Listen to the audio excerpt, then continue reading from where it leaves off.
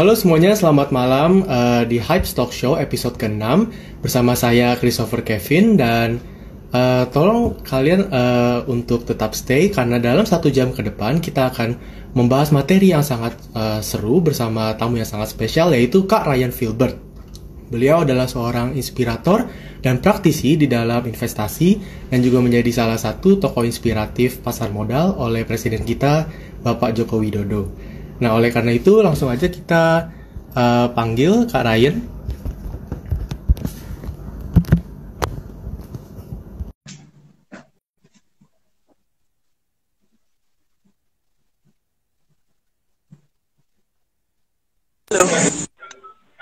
Halo, selamat malam Kak Ryan. Halo. Suara saya terdengar dengan jelas? Jelas Kak. Oke, siap. Oke. Jadi untuk 1 jam ke depan kita akan membahas tentang investasi untuk kaum anak muda ini. Dan sebelum kita membahas lebih lanjut, mungkin Kak Ryan bisa ada sedikit introduction dulu. Siap. Oke, saya itu sebenarnya alumni BPK Penabur loh. Jadi saya Semak 2 Pintu Air. Oke, ya, saya Semak 2 Pintu Air, angkatan tahun 2 sebentar. Saya udah lupa. 2001. Saya masuk BPK Penabur Semak 2 itu di 2001. Terus habis itu udah lama banget ya. Iya. Jadi terus habis itu saya lanjut ke sarjana seni rupa. Jadi S2 saya itu S1 adalah seni rupa, S2 itu perbankan pasar modal. Gitu.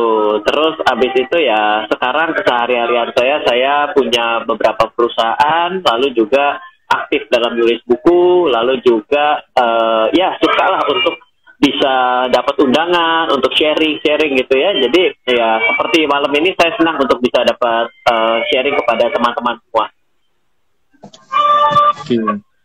Jadi kalau diperhatikan Kak Ryan juga cukup aktif di YouTube ya. Kak Ryan punya channel YouTube namanya channel.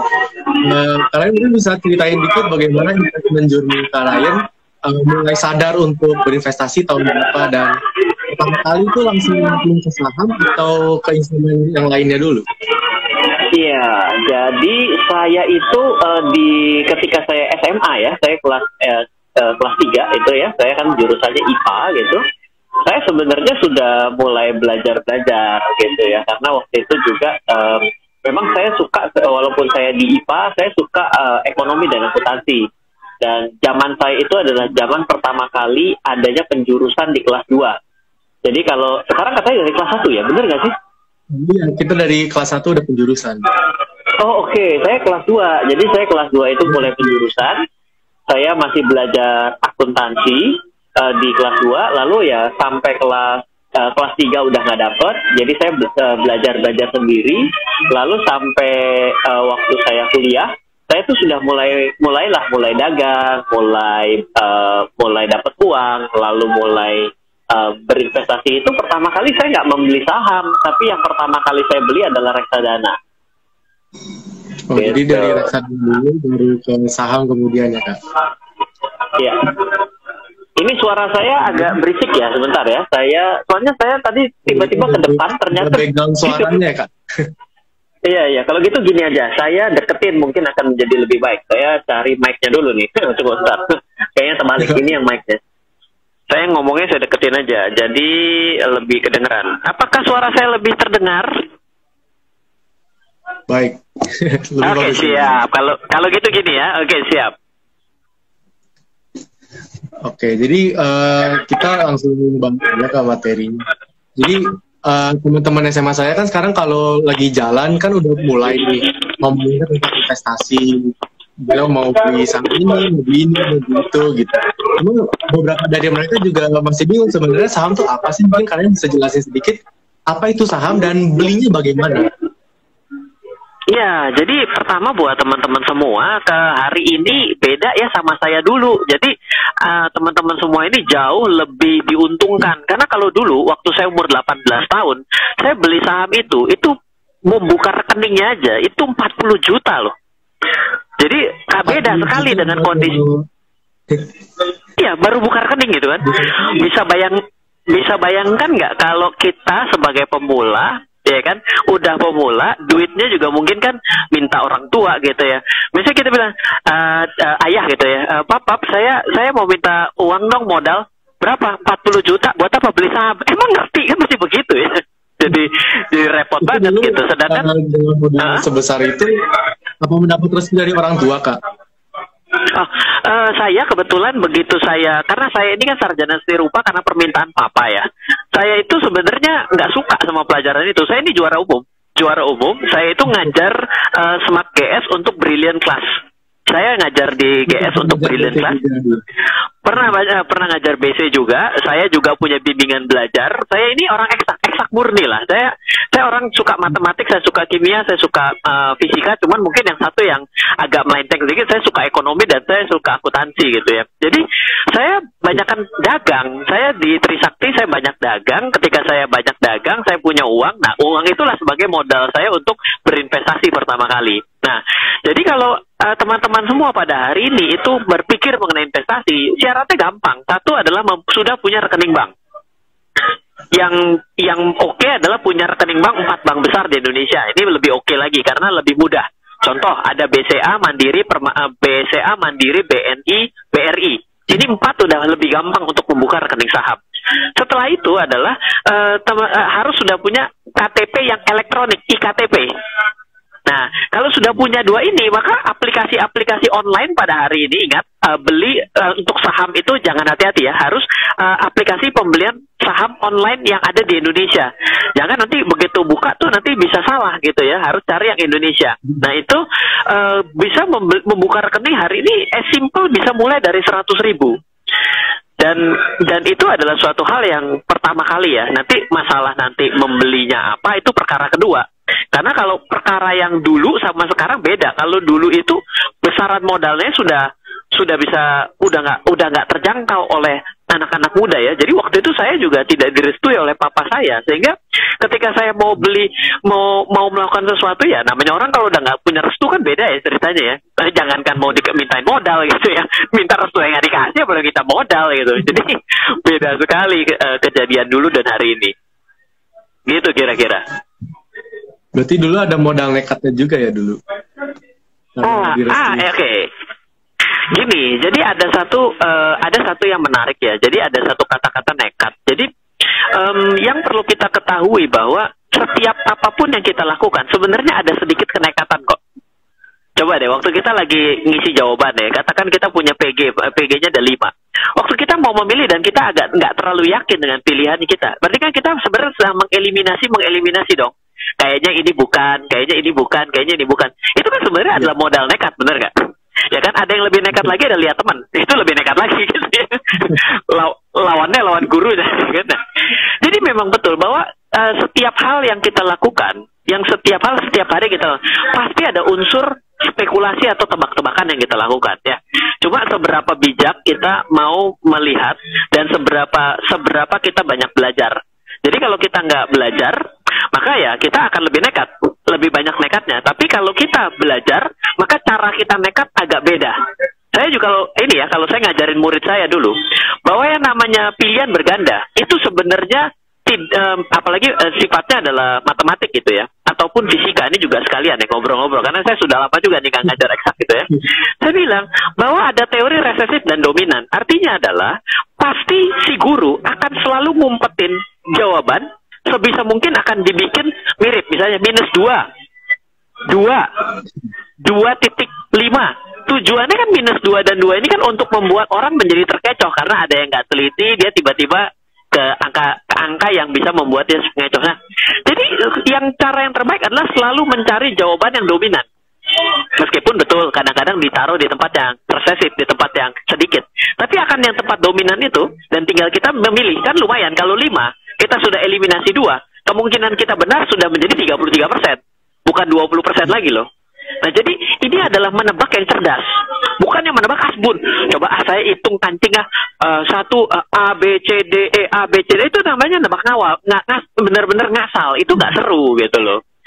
Jadi harus ada dasar pengetahuannya agar kita bisa melakukan walaupun nekat, yes betul, pasti ada unsur nekatnya, tapi penuh perhitungan, ada logika berpikirnya, ada caranya dan strateginya.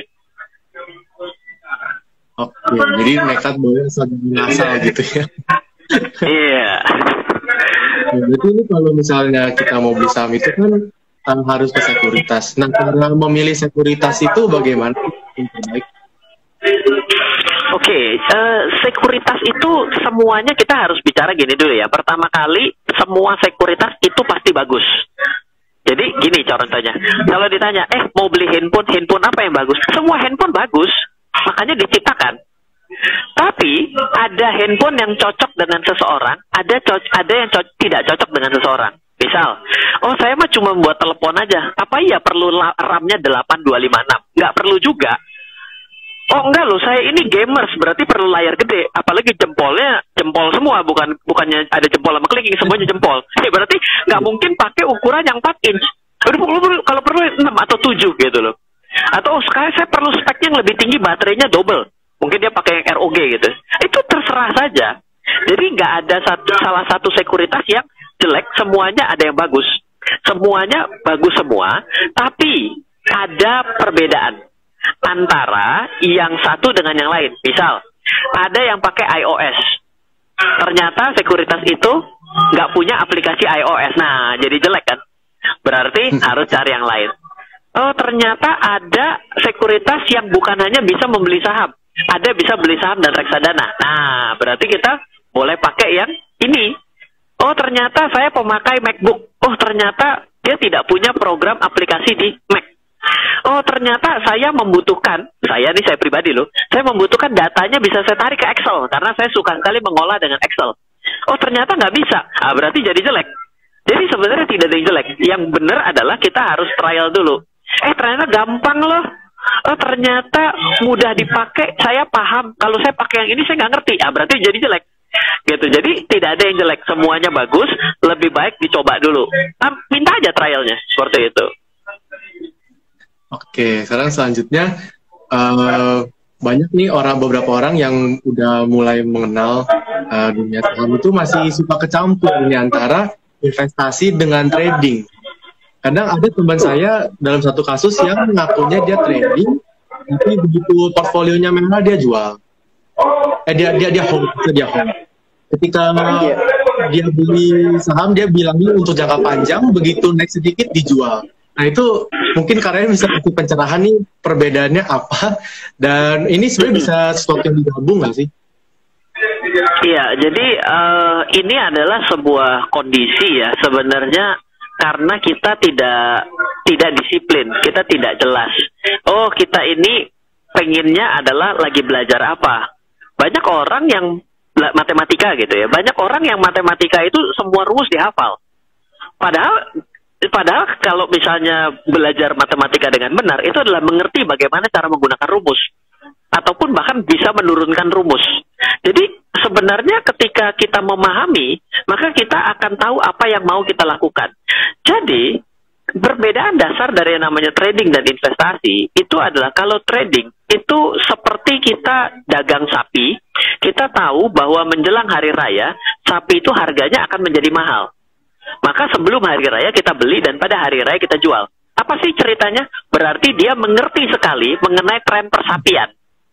Oke. Nah, sedangkan orang kedua, dia itu membeli sapi untuk dia pelihara di rumah dan dia perah susunya. Berarti ketika dia perah susunya, sebenarnya dia itu tidak pernah kehilangan sapinya. Dia selalu mendapatkan susu sapi tanpa pernah kehilangan sapinya. Dua ini sama-sama melakukannya terhadap sapi. Tapi bedanya yang satu adalah menjual dan membeli akibat harga. Yang satu adalah tidak pernah kehilangan barang, tapi selalu menghasilkan dari sapi. Yang mana kira-kira yang namanya seorang investor? Investor itu adalah seorang pemilik sapi yang selalu memerah susunya. Dari mana dapatnya ketika kita investasi saham? Yang namanya saham itu kan adalah membeli perusahaan. Berarti kan kita mendapatkan yang namanya pembagian keuntungan bila untung. Itu adalah susunya. Sedangkan kalau kita jual beli sapi, ya berarti kita mesti mengerti. Ini sapi masih kecil. Cocok nih kalau udah naik harganya karena mau besar dijual. Berarti kita fokusnya adalah dengan menjual dan membeli akibat harga sapinya bisa naik turun. Akibat harga sahamnya naik turun. Banyak orang yang tidak bisa membedakan dua itu. Karena apa? Karena dia pokoknya mencari asal untung. Tapi dia nggak tahu sebenarnya dasarnya dari mana. Seperti itu. Jadi dari awal itu emang udah harus ditentuin ya Kak, targetnya ini mau untuk jangka panjang atau keuntungan yang cepat gitu ya Kak? Yes, harus ditentukan di awal. Kalau kita tentukan nanti nggak bisa. Yang namanya sesuatu itu harus lebih tepat disiapkan di awal. Kan gini orang bilang, ada nggak sih yang namanya kalau belajar sistem kebut semalam? Sampai hari ini masih ada nggak sih? Kayaknya memang ya? Semuanya begitu kebanyakan. Oh gitu ya, oke. Tapi yang benar itu kan adalah ketika dijelaskan gurunya mencatat, ketika ada PR mengerjakan, mengulang ketika sampai rumah, itu kan idealnya ya. Berarti kan penuh dengan persiapan, betul nggak? Berarti sebenarnya related kok dengan apa yang teman-teman lakukan di sekolah. Bahwa ya kita sebenarnya perlu persiapan agar menghasilkan keberhasilan. Semakin sedikit persiapan, keberhasilan akan semakin jauh dari kita. Jadi kira-kira gitu. Oke, ini terus bagi kaum milenial nih yang mungkin waktunya banyak tersita buat kelas jam sekolah, kuliah, dan juga budgetnya yang pas-pasan, apakah menabung saham atau mencicil sahamnya itu jadi solusi yang terbaik? Oke, saya mau tanya ya, kalau misalnya kita ini menanam pohon gitu ya, kita tahu ada pohon jeruk, pohon duren, pohon apapun gitu ya. Apakah ada orang yang nanam pohon yang setiap hari ditungguin diliatin pohonnya? Ada, diliatin terus. Rasanya enggak sih, mungkin disiram saja, ya kan, ditinggal, disiram, ternyata ada hamanya, disemprot gitu ya. Itu apa sih yang sedang dilakukan oleh orang yang sedang menanam pohon itu? Dia sebenarnya sedang berinvestasi. Sehingga nanti dia berbuah, diambil buahnya. Berarti mirip dengan sapi ya. Nah, dari contoh tersebut, kalau ada orang yang sedang menabung saham, dia investasi pada saham, yang setiap hari diliatin, setiap detik diliatin. Sebenarnya aneh nggak? Nggak cocok kan dengan analogi si sapi, dengan analogi si pohon dulu, si pohon buah itu kan? Nah, jadi yang benar adalah memang jangan dianggap, oh ini kan saya sibuk loh, ngapain orang tidak perlu diliatin setiap saat kok? Memang dasarnya justru kalau diliatin jadi ngaco. Kalau diliatin jadi ngaco. Ih naik lu, mau jual. Ih turun lu, takut. Akan selalu terjadi seperti itu. Jadi justru memang benar buat yang menabung, buat yang berinvestasi, itu justru jangan dilihatin setiap saat. Malah jadi ngaco. Gitu.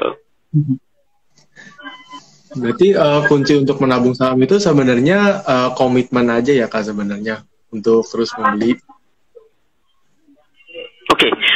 Jadi saya bilang pada baik di buku saya, baik saya itu juga ngajar gitu ya, ataupun saya berbagi, saya selalu bilang gini, bahwa ternyata dalam investasi itu ada disebut dengan no brain investment strategy. Strategi investasi nggak pakai otak. Loh, kok bisa? Bukankah investasi itu diperlukan sebuah skill? Enggak. Investasi dibutuhkan yang pertama adalah uang. Nggak mungkin dong. Ada orang yang bisa investasi nggak pakai duit. Beli apaan? Nggak mungkin dong. Sahamnya nggak kebeli. Berarti rule nomor 1 adalah modal. Yang nomor 2 adalah kedisiplinan. Disiplin apa? Disiplin untuk terus menambah modal. Ya udah dia tambahin lagi. Dan ternyata berdasarkan penelitian, baik dari bursa Amerika, bursa Asia, bursa Indonesia, bila kita berinvestasi atau menabung saham di atas 10 tahun, dan kita lakukan setiap bulan, maka kemungkinan kita rugi akan sangat kecil. Jadi kan anak-anak penabur nih biasa kan suka sekalian namanya riset. Coba riset, karena saya juga meriset. Gitu. Oke. Nah, selanjutnya di pasar modal itu kan ada 600 lebih perusahaan yang sahamnya kita bisa beli nih. Jadi untuk bagi para pemula, perusahaan seperti apa sih yang sebaiknya kita beli untuk mungkin dibeli atau ditabung setiap minggunya atau setiap bulannya? Baik, jadi yang perlu dihindari dulu, jangan yang perlu ditabung, yang perlu dihindari adalah segala sesuatu yang mendadak ngetren, yang mendadak tenar. itu jangan. Kenapa? Karena tenar sesaat itu bukan barang yang cocok diinvestasikan. Contoh, kenapa yang namanya emas itu cocok diinvestasikan? Coba sebutkan, kapan emas tidak bernilai? Kebingungan? Kalau udah dari mulai zaman siapa? Iya dong, dari zaman Nabi Muhammad selalu digunakan dinar. Sampai hari ini juga dihitung untuk kambing adalah dinar. Artinya satu kambing satu dinar itu berarti kan sampai dari dulu sampai hari ini itu selalu sama, selalu digunakan. Nah, artinya bukan barang tenar hari ini gitu. Jadi yang perlu kita pastikan adalah jangan berinvestasi, jangan membeli saham cuma karena ketenaran pada hari ini. Ya, jadi itu penting. Nah, yang nomor 2 adalah carilah sesuatu yang barangnya, yang jasanya itu bisa diimajinasi oleh kepala kita. Oh, pantesan dia mahal harga sahamnya karena barangnya aja dipakai di rumah saya, mulai dari saya sampai pembantu saya. Oh, ternyata ini ya, makanan ini selalu dimakan oleh saya, teman saya, saudara saya, kakak saya, adik saya, papa saya, mama saya, tante saya. Nah, berarti kan gampang di logika. Untuk barang ini ada. Oh, ternyata orang kalau sakit semuanya minum obat ya. Enggak ada yang dia nggak minum obat. Ya ada sih yang nggak minum obat sih ada. Tapi mostly orang ketika sakit minum obat atau pengobatan alternatif. Ataupun dia minum jamu. Ya itu, berarti itu bisa di logika. Seperti itu. Mulailah dari yang seperti itu. Nggak usah lihat laporan keuangan dulu, oke lah, laporan keuangan the next step lah. Mungkin ada yang sudah memahami, mungkin juga dia ternyata bukan orang jurusan ekonomi akuntansi, tiba-tiba disuruh dilihat laporan keuangan kan agak nggak mungkin gitu kan. Jadi mulailah berinvestasi dengan yang bisa digunakan logikanya. Jangan berinvestasi tanpa logika. Yaitu yang ngetren. Ngetren itu kan sesuatu yang sesaat gitu. Nah, saya sering denger nih orang-orang pada ngomong hati-hati saham gorengan. Itu sebenarnya apa sih saham gorengan itu?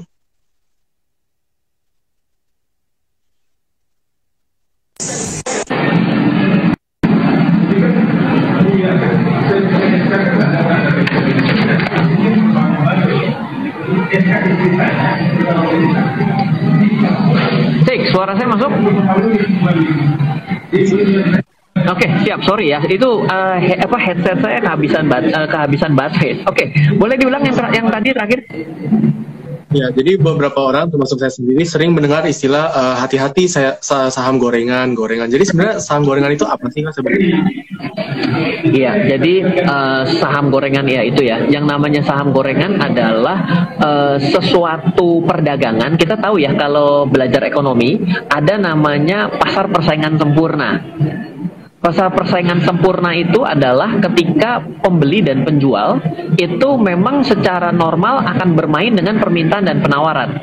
Oh, permintaannya tinggi, berarti harganya akan naik. Misalnya kayak kemarin berbicara dengan apa? Kejadian masker kan? Ya kan, harga masker kan mahal sekali. Nah, itu berarti terjadi pasar persaingan sempurna. Nah, sedangkan kalau yang namanya barang yang digoreng itu adalah sebuah barang yang sedang dikondisikan, yang sedang dimainkan, yang sedang dimonopoli, yang sedang diatur menjadi suatu perdagangan yang tidak sempurna, perdagangan yang tidak sehat. Nah, jadi saham-saham yang gorengan adalah saham-saham yang naik dengan cepat. Sama seperti tadi saya bilang, yaitu jangan bermain yang sedang ngetren, yang tiba-tiba masuk ke berita. Hal-hal seperti itu tinggalin aja. Tidak perlu kita masuk ke dalam transaksi ke saham-saham seperti itu. Gitu. Jadi untuk misalnya kita ingin menabung saham dan mau terus bertambah portofolio itu sebaiknya kita berinvestasi di perusahaan yang blue chip ya Kak sebenarnya. Oke, ini pertanyaan yang bagus ya. Wah, lu jago banget ya, pertanyaannya banyak yang tidak pemula ya sebenarnya. Oke juga, oke, jadi nggak apa-apa. Ini pertanyaan titipan yang sering ditanyain. Siap, oke. Blue chip itu adalah sebuah istilah di meja kasino. Blue chip itu adalah istilah dari chips kasino ketika kita main di, misalnya kita main kalau terdekat dari sini Marina Bay, atau kita main di Genting, atau kita main di Macau gitu ya. Dan jadi itu adalah suatu kondisi saham-saham yang boleh dibilang saham-saham pilihan kelas atas boleh dibilang gitu ya. Nah, jadi ketika kita berbicara dengan kata blue chip, itu ketika kita bikin kuis 10 orang akan menghasilkan list nama yang berbeda loh. Hati-hati. Jadi saya tidak pernah menggunakan istilah blue chip, tapi saya akan menggunakan istilah saham LQ45 atau Jakarta Islamic Index 30 atau IDX 30. Jadi kalau pertanyaan-pertanyaan seperti ini, kita bisa gampang jawab. Saya hanya mau investasi yang di LQ45 tapi 10 tahun. Dia harus ada di LQ45. Jadi ibaratnya juara kelas selama 10 tahun berturut-turut. Susah kan? Juara kelas kali. Yes. Nah, jadi kita menggunakan acuan yang sama. Jangan menggunakan acuan-acuan yang kita tidak bisa sepakati bersama. Nah, kalau misalnya teman-teman nanti juga agak-agak kritis gitu ya, coba perhatikan, ternyata hanya ada 4 nama saham yang mampu bertahan di LQ45 selama 15 tahun. 15 tahun itu artinya 30 kali babak pemilihan. Kan dia per semester ganti. Ternyata hanya ada 4 saham. Artinya apa? Artinya inilah saham yang mungkin maksudnya blue chip. Lah, selama ini kayaknya blue chip lebih dari 4. Nah, ayo kan jadi bingung kan? Makanya jangan menggunakan istilah-istilah yang tidak bisa kita bakukan. Itu satuan tidak baku tuh. Kayak gitu. Oke. Selanjutnya, ini menarik nih Kak. Bagaimana caranya mengatur psikologi investasi Kak? Misalnya kalau lagi krisis atau sahamnya lagi turun seperti kemarin dan siang ini kan terjunnya lumayan tuh di berita itu. Yeah. Mengatur psikologi gimana? Begini ya, saya itu mengalami krisis dalam hidup itu baru 2 kali. Di mana tahun 98 saya kelas 6 SD, tahun 2008 saya itu sudah belajar investasi selama 4 tahunan. Dan jadi saya baru terjadi krisis dalam hidup saya baru 2 kali. 98 saya 6 SD saya tidak bisa melakukan apapun karena saya nggak ngerti apa-apa. Saya lagi panas pada saat itu. 2008 ilmu dan pengetahuan saya baru 4 tahun. Dan pada saat itu saya sedang banyak belajar analisa teknikal. Jadi saya belajar analisa laporan keuangan adalah semenjak 2008 dari kejatuhan pasar itu sendiri. Nah, jadi mulai dari hari itu di 2008 saya sadar bahwa bagaimana cara berinvestasi yang baik adalah dengan cara belajar dari sejarah. Sejak 2008 saya belajar pergerakan pasar modal di dunia mulai dari tahun 1890 dari Standard & Poor's 500. Yes, saya belajar. Saya orang riset. Saya bagi saya adalah melihat angka adalah sebuah hal yang harus saya pelajari. Angka itu tidak bisa berbicara kalau tidak kita olah datanya. Nah, jadi saya ambil dari tahun 1890. Maka apa yang saya bisa dapatkan? Setiap krisis apapun akan selalu berbalik. Masalahnya adalah tidak ada yang tahu kapan berakhir dan tidak tahu kapan naiknya, tapi akan berakhir. Nah, kalau kita ambil dari sudut pandang Indonesia, dari tahun 1990, penurunan pasar yang lebih dari 20% itu ada 5 kali. Dari tahun 90 sekali, 98 sekali, 2008 sekali, 2000-an sekali, 2014 sekali. Di atas 20%. Pertanyaan selanjutnya adalah berapa lama dia bisa kembali? Ternyata dia membutuhkan waktu untuk recovery 3 sampai dengan 4 tahun secara rata-rata. Jadi dengan penurunan pada hari ini juga termasuk di atas 20%. Maka saya juga bilang, kapan baliknya? Mungkin 3 sampai 4 tahun ke depan. Nah, bagaimana cara membuat kita punya pemikiran yang baik, punya pemikiran yang positif, punya pemikiran yakin bahwa pasar akan pulih? Ya, jawabannya adalah berapa banyak Anda mau membaca data ke belakang dan berapa banyak Anda membaca, teman-teman membaca seberapa bagus Indonesia dan seberapa buruk Indonesia secara perekonomian dibandingkan rekan-rekan negara yang ada di Asia Tenggara ataupun di Asia. Jadi keyakinan itu datang dari yang namanya mau membaca data, bukan dari pengalaman loh ya. Kalau pengalaman lah, apa iya saya sudah hidup tahun 1890 gitu kan? Enggak. Tapi dari kemauan kita membaca data dan kita melihat kondisi hari ini seperti apa. Itu tidak bisa dipungkiri lah ibaratnya seperti itu. Oke, berarti Justru karena lagi masa-masa seperti ini, menurut Kak Ryan nih, apa sebaiknya kita mulai membeli saham-saham yang harganya turun ini atau kita tetap konsisten? Oke. Jadi ada dalam strategi investasi dalam kehidupan sehari-hari manusia itu cuma ada 4. Yang pertama adalah membeli sekali dan tinggal tidur. Itu disebut dengan strategi lump sum. Strategi kedua disebut dengan dollar cost average. Dollar cost average itu adalah membeli dengan nominal yang sama secara berkala. Yang ketiga disebut dengan constantiar method, yaitu membeli dengan jumlah besaran yang kita targetkan yang sama. Jadi bedanya gini, dollar cost sama constantiar gini. Saya kalau mau beli jeruk gitu ya, Bang, jeruk dong sekilo. Ya udah, berarti saya akan fokus dengan kiloannya. Jadi mau harganya sekilo lagi 15.000, lagi 10.000. Nah, itu adalah metode konstansiar. Tapi kalau saya, Bang, saya punya 25.000. Jeruk dapat berapa? Dapat 5. Besok, Bang, 25.000 dapat berapa? Dapat 3. Berarti kan harga jeruknya lagi mahal. Nah, itu namanya disebut dengan metode dollar cost average. Nah, yang terakhir disebut dengan metode value averaging.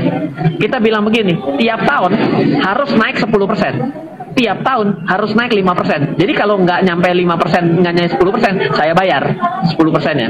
Nah, kalau misalnya menggunakan salah satu strategi itu, tidak ada yang salah. Tapi ada strategi gabungan, yaitu apa? Semakin turun, semakin diskon. Misalnya kita sedang membeli dengan metode menabung saham. Menabung saham itu metode constantiar method. Jadi ketika kita membeli secara berkala dan ternyata turun, dan turunnya di luar batas kewajaran versi kita beli lagi. Maka itu disebut dengan market timing. Boleh saja. Kalau orang yang sudah invest dan sudah cukup lama, makin turun makin senang. Artinya kita punya kesempatan membeli lebih banyak.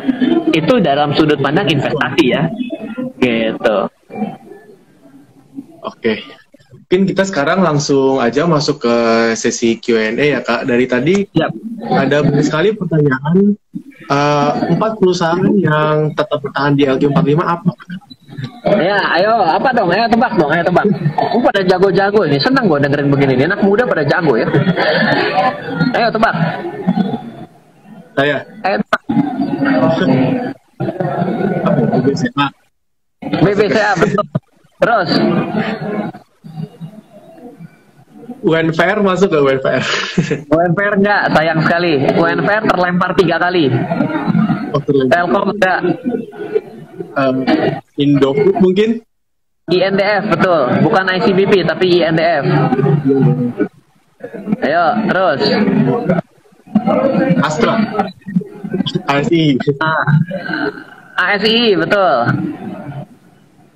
Udah berapa tuh? 4. Bukan. Ayo belum, satu lagi. Yang satu nggak nyangka. Yang satu nggak nyangka deh. Yes betul, Pak Henry betul, Mas Henry betul, PTBA. PTBA.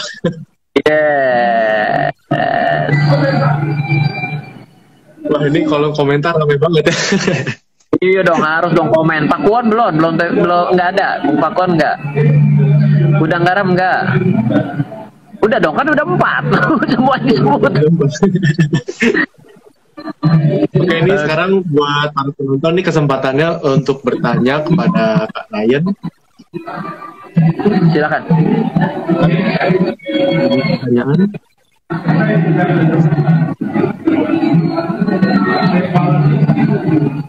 Nggak ada nanya. Oh bagus, berarti jelas sekali atau sangat membingungkan yang kita bicarain.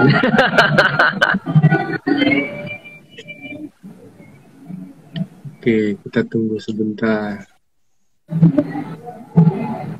Ada pertanyaan mungkin saya dulu yang bertanya kali ya. Boleh, ayo. Belakangan ini kan komunitas emak-emak itu pada ngomongin soal beli. Itu kalau ngelihat pergerakan emas itu sekarang waktu yang tepat untuk beli nggak Kak? Membeli emas. Oke. Iya, aturannya menjadi sama. Segala sesuatu yang sedang tren nggak lagi menjadi menarik untuk diinvestasikan. Loh, Ryan, kok jadi kontradiktif dengan statement yang tadi? Tadi kan ngomong katanya emas selalu alat investasi sepanjang segala masa. Jawabannya adalah boleh Anda beli kalau Anda berencana membeli lagi selanjutnya. Tapi kalau cuma membeli sekali dan nggak pernah beli, itu namanya Anda sedang spekulasi. Ini bicara dengan konsistensi loh. Investment itu it's all about konsistensi. Jadi bukannya berbicara mengenai dibeli jebret habis itu tinggal. Kenapa? Karena kalau membeli sekarang saja itu posisinya dalam keadaan tren. Buy on trend itu bukan investor loh. Investor itu buy on low, buy on discount. Jadi beda strategi kan, jadi tidak cocok dengan skema seorang investor kan, kira-kira seperti itu. Oke. Jadi di kolom komentar ada pertanyaan, boleh tahu portfolio kalian apa aja, itu mau disebutkan nggak tuh Kak? Sebut aja itu semua saham LQ45 yang lebih dari 10 tahun, saya ada semua.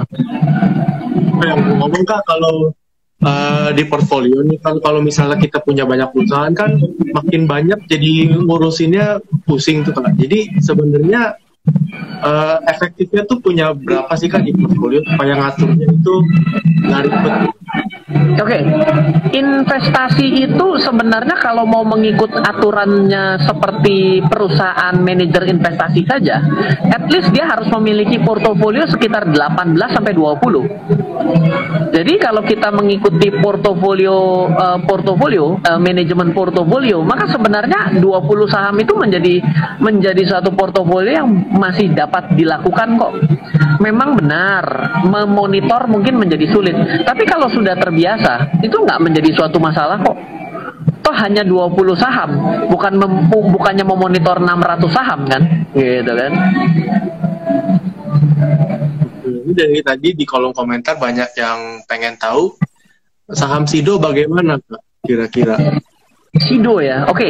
Sido ini menjadi salah satu saham yang agak hybrid. Pertama dia ada di consumer, tapi dia juga ada di farmasi. Dan kenaikan harga belakangan ini itu memberikan suatu indikasi bahwa dia adalah sebuah perusahaan yang sehat. Dan perusahaan ini bagus secara investment karena perusahaan ini juga tidak banyak kepemilikannya, jadi barang langka nih boleh dibilang. Jadi Sido menjadi salah satu saham yang menarik. Memang menarik. Salah satu saham farmasi dan hybrid consumer yang menarik dan defensif pada saat ini. Punya mall lagi bosnya di Semarang. Ini adalah pertanyaan dari Atusan Indo. Apakah Indonesia resesi menuju depresi? Depresi itu adalah ketika terjadi penurunan negatif selama 2 tahun berturut-turut ya. Dimana kalau resesi ya, menurut saya, karena kemarin juga saya sudah rilis data dengan tim saya, itu bisa dicek di RF Channel per kemarin, itu kemungkinan besar 90, nggak berani ngomong 99 ya, 98% itu ya menurut saya dapat kita pastikan kita resesi. Untuk kuartal ketiga kemungkinan kita akan negatif. Di sini ada pertanyaan dari Chris Richard. Senin depan tuh PSBB dimulai Kak. Apakah kemungkinan harga saham bisa jatuh lagi?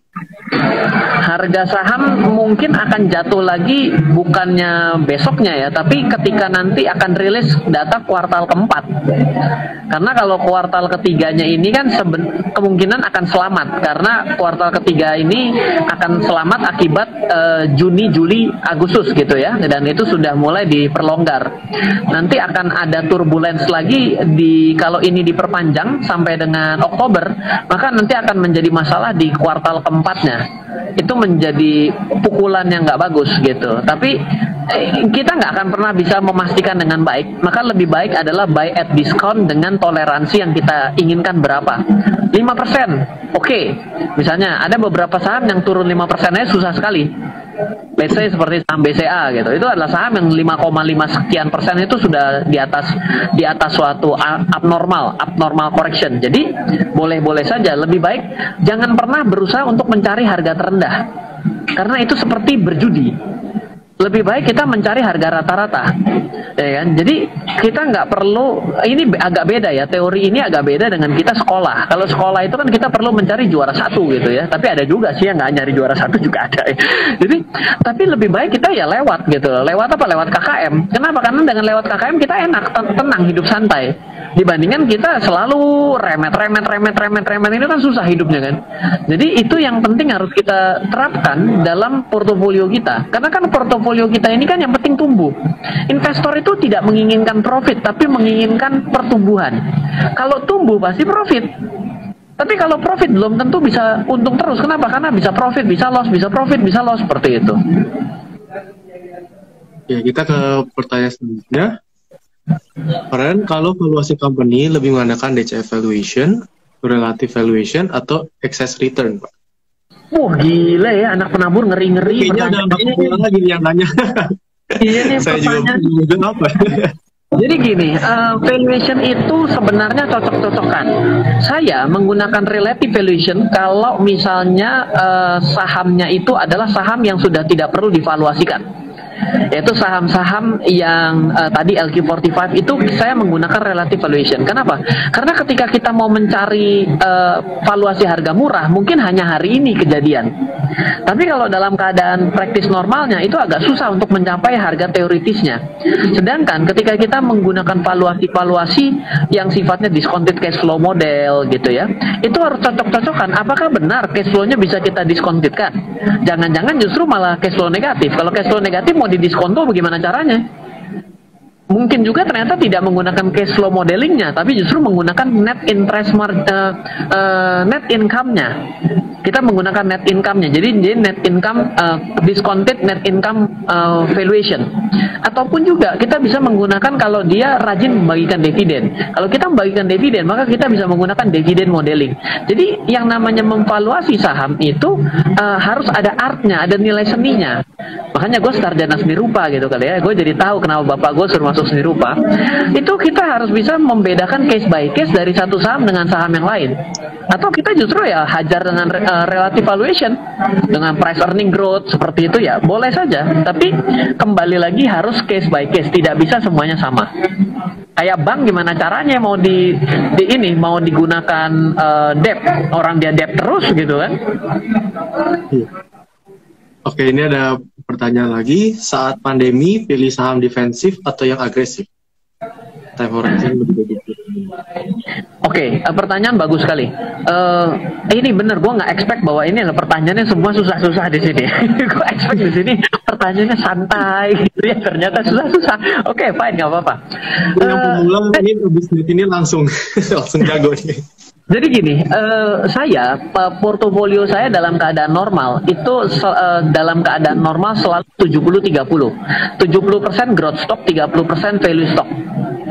Dalam keadaan hari ini maka berubah menjadi 80% growth stock, 20% value stock. Loh, kenapa Ryan? Karena yang bagus-bagus saja sekarang kelihatan murahan semua. Jadi artinya ngapain saya mesti cari barang-barang nggak jelas untuk saya invest? Saya sudah tidak mencari pertumbuhan yang meledak-ledak. Saya sudah bukan umurnya, sudah bukan orang-orang yang mencari return 40%, 60%, itu buat saya terlalu tinggi. Saya hanya perlu mencari 20%-an per tahun. Jadi mungkin agak sedikit kurang tepat ya, tapi saya sudah bukan orang yang mengejar profit tinggi. Saya sudah mencari yang namanya stable return. Saya adalah orang yang hari ini mencari kestabilan, bukan mencari suatu income yang meledak-ledak. Itu sudah bukan masa saya gitu ya. Jadi silakan mengatur portofolio sesuai dengan tingkat kenekatan masing-masing gitu kan. Oke, ini ada pertanyaan lagi. Menurut pendapat Karen, apakah jika election? Oh, ini ngomongin ini ya. Politik soal. Iya, iya. Kalau ini agak susah ya. US ini benar-benar agak special case ya. Kenapa? Karena teori makroekonomi mana yang digunakan oleh Bank Sentral Amerika beserta presidennya itu yang benar. Nggak ada. Mau ikutin teori ekonomi yang mana? Diturunkan suku bunga, diberikan uang, tidak terjadi pertumbuhan ekonomi. Ya kan? Ketika terjadi suatu resesi 30%, dia mengalami resesi 30% minus, tapi pasar modalnya naik sampai ke langit ke-7. Iya kan? Itu kan nggak ada logika teori makroekonominya, semua suruh ngeles, nggak ada yang dapat tuh. suruh belajar lagi juga bingung gitu. Nah, jadi kalau dibilang yang namanya bila lawan dari Presiden Donald Trump ini justru terpilih malah menjadi suatu euforia negatif, agak terlalu spekulatif juga kalau saya mau sebut begitu. Toh waktu kemarin sebelum Donald Trump naik pun, Donald Trump kan sebagai salah satu yang tidak dijagokan kan, dan akhirnya justru malah menang election kan, dan ternyata justru ya sebenarnya Amerika membaik loh. Kalau nggak ada COVID, Amerika membaik loh. Dengan gayanya Donald Trump yang ajak duel semua negara itu, sebenarnya dia sedang mempertaruhkan Amerika. Dan ya mungkin ternyata ada program lain. Saya tidak terlalu berani berpendapat karena saya tidak tahu apa yang sedang terjadi oleh Amerika sendiri. Gitu. Ini karena di kolom komentar ada banyak banget. Boleh jika ada pertanyaan lagi langsung aja di question di sebelah option komen itu ada buat Q&A, jadi nanti pertanyaannya bisa langsung dipilih dari sana. Ini ada pertanyaan lagi. Bagaimana cara mengatur money management? Gimana juga cara mengatur cut loss? Wah, ini susah ya. Pertanyaan ini pertama saya tidak tahu strateginya. Jadi kalau kita memberikan saran, kita harus sepaket dengan strateginya, baru bisa menjadi sebuah strategi yang lengkap. Jadi kalau misalnya diceritakan money managementnya saja, itu ilmunya separuh dan akhirnya diterapkan pada strategi yang salah. Contoh saya cerita, bila nanti teman-teman ada waktu, coba cari buku yang judulnya Investasi Saham ala Swing Trader Dunia. Di buku itu saya menggunakan metode swing trading dengan menggunakan perpaduan moving average 10, exponential moving average 30, moving average 60, dan moving average 200. Dan money managementnya sederhana adalah ketika supportnya tidak berhasil, maka lakukan stop loss 5-8% dalam keadaan uptrend. Tapi dalam keadaan downtrend, maka Anda bisa gunakan 3-5% untuk stop loss-nya. Lalu kalau ditanyakan, terus money managementnya gimana untuk entry? Untuk entry dan exit itu tidak ada namanya buy all, sell all. Tapi apa yang dilakukan? Digunakan beberapa kriteria. Misalnya baru kena support saja, maka baru 1/4 strategi. Kalau sudah kena support dan jenuh jual, jenuh beli, maka ini ada 2 dari 4 strategi. Yang ketiga, muncul reversal pattern, maka 3 dari 4 strategi. 4 dari 4 ini kalau ada yang menggunakan, Anda baca buku lanjutannya, bukunya Trading versus Investing, maka itu menjadi strategi yang lengkap. Nah, kalau kayak gitu mungkin bisa kita ceritakan dengan skema yang lebih jelas. Karena kalau saya tidak tahu strateginya, maka saya kalau kasih obatnya kan nggak mungkin, orang saya nggak tahu sakitnya. Saya kan dokter nih ceritanya nih. Dok, saya sakit. Sebelah mana? Ya saya sakit. Lah yang mana mau diobatin kan bingung. Mau dikasih obat gitu ceritanya. Oke, ini ada pertanyaan. Bagaimana prospek BRIS ke depan? BRIS ya. Yang pertama secara laporan keuangan ketika di merge jadi satu untuk bank syariah, maka asetnya jadi naik. Tapi apakah menjadi sehat? Kita tidak tahu. Kalau asetnya naik berarti kan menjadi terdiskon harganya, makanya dikerek naik. Tapi kalau dilihat dari performance, ya kita lihat dulu seberapa jauh keberhasilan bank syariah di Indonesia. Sampai hari ini masalah datang adalah bukan dari bank syariah yang terjadi, adalah karena bank syariah justru mengambil kredit-kredit yang dihindari oleh bank konvensional. Contohnya, bank konvensional sudah menghindari untuk pertambangan. Pada waktu itu bank syariah justru mengambil posisi untuk mengambil barang-barang pertambangan. Pembiayaan pertambangan itu high risk. Dan ternyata terjadi kegagalan bayar. Perbankan syariah itu adalah menjadi mitra. Kalau menjadi mitra itu tidak bisa segalak seperti bank konvensional. Akhirnya jadi masalah juga. Nah, jadi ini harus di case by case. Apakah Anda melihat akan ada perbaikan dengan di merge jadi satu? Saya nggak tahu. Tapi kalau dilihat secara nilai valuasi menjadi jumbo. Kenapa? Karena diinjek aset dari bank syariah yang lain. Nah, itu jadi susah kan dianalisanya kan. Tapi saya kurang suka untuk mencari sesuatu yang laporan keuangannya belum terasa positif. saya kan saya udah bilang saya sudah tidak lagi menjadi orang yang spekulatif ya. Ryan hari ini sudah 34 tahun, udah anak satu gitu ya. Saya sudah berencana pengen pensiun. Jadi saya tidak ada hubungannya dengan tindakan-tindakan spekulatif. Jadi apa yang saya coba sampaikan ya, kalau saya pribadi sesuatu yang tidak tercermin dalam laporan keuangan secara pendapatan, laba dan hutang, maka bagi saya itu nggak ada artinya. Gitu. Oke, ini ada pertanyaan lagi. Dengan di hold 10 tahunan, apakah itu namanya jadi compounding saham atau harus dijual lalu dibeli lagi keuntungannya baru dinamakan compounding? Compounding itu adalah tetap membeli, bahkan dividennya pun dibelikan lagi. Itulah compounding dalam saham. Tetap membeli, lalu ketika dapat dividen dibelikan lagi saham. Itulah compounding of interest dari saham.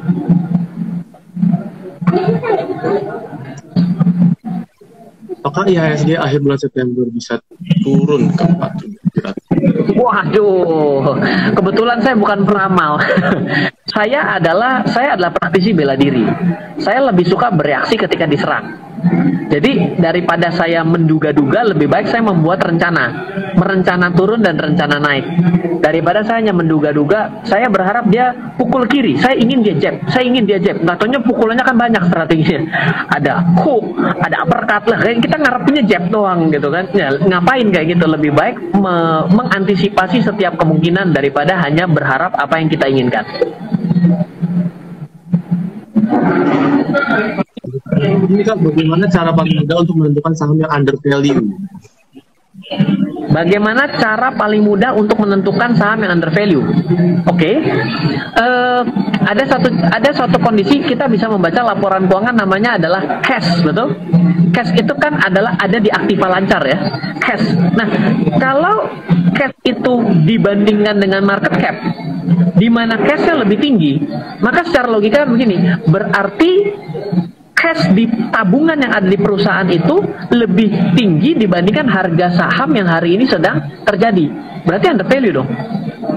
Nah, itu adalah cara yang paling make sense ya kalau mau lihat ya. Metode valuation sangat banyak. Saya sendiri dengan tim menggunakan metode valuation ada 8. Jadi kalau misalnya ditanya valuation mau kayak apa, waduh banyak banget. Bisa kita ngomongin banyak sekali gitu. Tapi yang paling gampang itu, kita lihat laporan keuangan, lihat cash-nya, kita lihat market cap. Kalau market cap-nya lebih rendah daripada cash, berarti itu under value dong. Kenapa? Beli harga sahamnya, dapat tabungannya di bank lebih tinggi, kan lebih gitu dong. Gitu kira-kira. Oke. Ini pertanyaan anak SMA kayak begini nih. Iya bener Pak. Cara mengetahui harga asli suatu emiten gimana Kak Ryan? Harga asli, harga wajar kali ya. Kalau harga asli nilai buku kali. Kalau nilai buku lihat nilai bukunya saja. Harga wajar kali. Kalau harga wajar susah. Kita mau lihat kita lihat handphone. Handphone ada handphone iPhone. Kita mau nyari harga wajarnya, kita tinggal nyari harga perangkatnya dong. Berapa harga baterainya, harga LCD-nya, harga casingnya, harga buzzernya, harga buat vibrate-nya, speakernya, ya kan? Semuanya kita hitung, itu menjadi harga pembentuknya. Tapi kan nggak mungkin juga kita lakukan begitu, karena kan ada harga brandnya sendiri kan. Nah itu kan menjadi sangat sulit. Maka kalau harga wajar itu ada banyak caranya, sama seperti menghitung nilai harga wajar saham. Seperti itu. Nah, kalau bisa berapa lama jangka waktu untuk menabung saham? Apakah 10 tahun saham tersebut akan naik? Oh, kalau ditanyakan akan naik itu akan naik, yes mungkin, tapi apakah bisa rugi? Yes bisa rugi. Tapi kecenderungannya di Indonesia dalam investasi 10 tahun, you name it, mau tahun berapapun, secara statistik tidak pernah ada cerita rugi. Mau masuk 90, mau masuk 97, mau masuk 98, mau masuk 2008, mau masuk tertinggi 2008, mau masuk nanti 2013, 2014 atau hari ini di 2020 ya lihat aja. Tapi di Indonesia sebagai emerging market, emerging country itu pertumbuhan penduduk dengan demografi yang diuntungkan usia produktifnya itu cenderung untuk inflasi. Maka sebenarnya menguntungkan perusahaan-perusahaan untuk berjualan. Kalau usaha jualan maka bisa untung. Maka untung itu membuat harga saham bisa naik.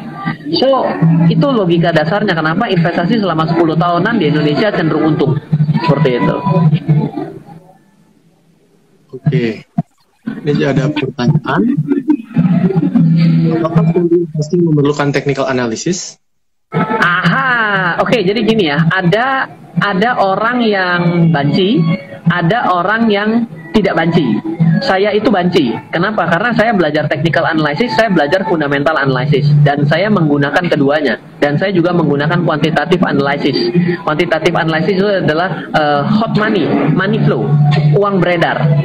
Saya sudah mengidentifikasi pasar mau jatuh dari dua minggu yang lalu.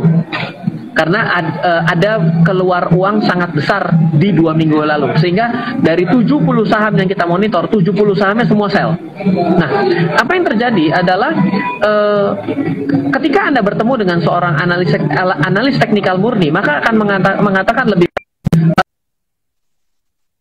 Ketika berbicara dengan fundamental, ada bilang ya udah nggak usah lihat analisa teknikal. Ya itu tinggal kita mau nyamannya seperti apa.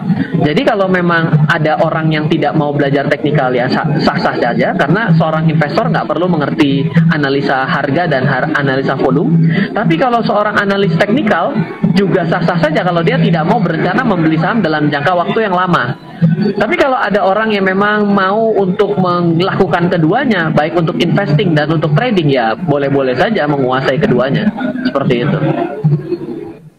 Jadi pertanyaan lagi, kalau solusi saham nyangkut itu gimana, Kak? Oke, solusi saham nyangkut ada 3. Yang pertama adalah stop loss. Kalau rela, bisa jadi sudah sangat dalam. Yang kedua, apakah punya saham yang profit? Ataupun investasi lain yang profit. Misal, saya rugi di saham 10 juta, saya untung di emas 15 juta. Jual aja emasnya 10 juta, jual emasnya untungnya 10 juta, dan jual sahamnya yang rugi 10 juta. Maka uangnya kembali. Jadi ini metode disebut dengan netting. Nah, yang ketiga itu adalah sudah biarkan saja, diemin saja, buka rekening baru, invest dengan cara yang benar, trading dengan cara yang berbeda. Ingat, jangan melakukan dengan cara yang sama ya. Hanya orang gila yang melakukan cara yang sama berkali-kali mengharapkan hasil yang berbeda. Albert Einstein. Jadi, buka rekening baru, trading dengan cara yang baru, untungnya tutup di tempat itu. Jangan khawatir, market ada yang sedang naik. Ini ada yang bertanya tips investasi persiapan pensiun. Persiapan pensiun, nice ya. Dengan usia yang muda berbicara pensiun itu adalah suatu hal yang keren buat saya. Tips untuk yang mau pensiun adalah jangan mendepositokan uang untuk persiapan pensiun. Makin panjang makin rugi. Oke, jadi silahkan yang Anda lakukan adalah investasilah di paper aset. Belilah reksadana, belilah saham, dan juga coba beli hedging, yaitu sedikit-sedikit. Misal, punya uang 10 juta, 500 ribunya beliin emas, jadi 5%-nya di hedging. Itu juga boleh. Sehingga seiring dengan waktu, investasi untuk panjang itu, untuk jangka panjang itu sebenarnya aman. Untuk 20-30 tahun itu aman. Yang penting adalah hitung dulu berapa kebutuhan uang pensiunnya. Yang penting hitung dulu harga kebutuhan uang pensiunnya yang mau dikejar berapa, seperti itu. Oke, ini mungkin karena waktunya sudah hampir sejam, ini akan jadi beberapa pertanyaan terakhir. Kak mau nanya, ada nggak ciri-ciri saham yang akan menjadi downtrend? Oke, ciri-ciri saham yang akan menjadi downtrend adalah, ini hanya bisa dibaca di teknikal ya, di fundamental nggak bisa. Kalau di teknikal adalah ketika dia menjebol support yang kuat atau breakdown gitu ya, dia jebol ya, atau dia mematahkan tren jangka panjangnya, maka itulah disebut downtrend. Dan exit saja gitu. Gampang ya ngomong exit aja ya. Berani nggak soft loss kan gitu ya. Jadi as simple as ketika ada saham yang sudah sudah jebol support kuatnya, ya itu adalah downtrend. Anda bisa exit. Oke, ini karena waktunya sudah 1 jam. Yes, mungkin untuk sesi penutup, mohon maaf buat bagi kalian penonton yang pertanyaannya belum sempat terjawab, karena ini di kolom pertanyaan ramai sekali. siap. Sebagai penutup, kalian bisa kasih tips bagaimana untuk langkah-langkah kedepannya berinvestasi. Ya, dalam investasi Ya, jadi kalau dalam investasi itu yang penting adalah disiplin. Banyak orang yang investasinya gagal itu karena dia tidak disiplin. Dan yang kedua, jangan berhutang lah. Berhutang untuk investasi gitu ya, itu agak kurang tepat. Kenapa? Karena yang benar adalah jago dulu investasi, barulah jago berhutang. Di Indonesia terbalik, orang jago ngutang, bego investasinya. Jadi jangan begitu gitu ya. Jago dulu investasinya, barulah pikirin strategi berhutang.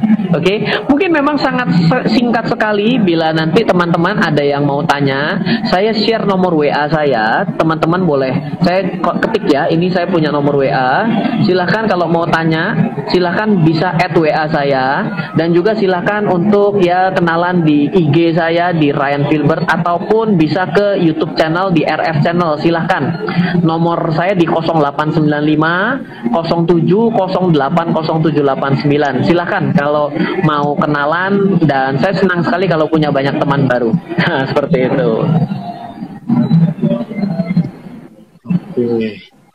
Oke Kak, kalau gitu kita akan tutup sesi ini. Thank you banget Kak Ryan udah bisa ngisi sharing ilmu-ilmunya selama sejam, dan sukses terus Kak untuk kedepannya. Sama-sama untuk Anda semua teman-teman juga ya. Dadah. Yo, dadah.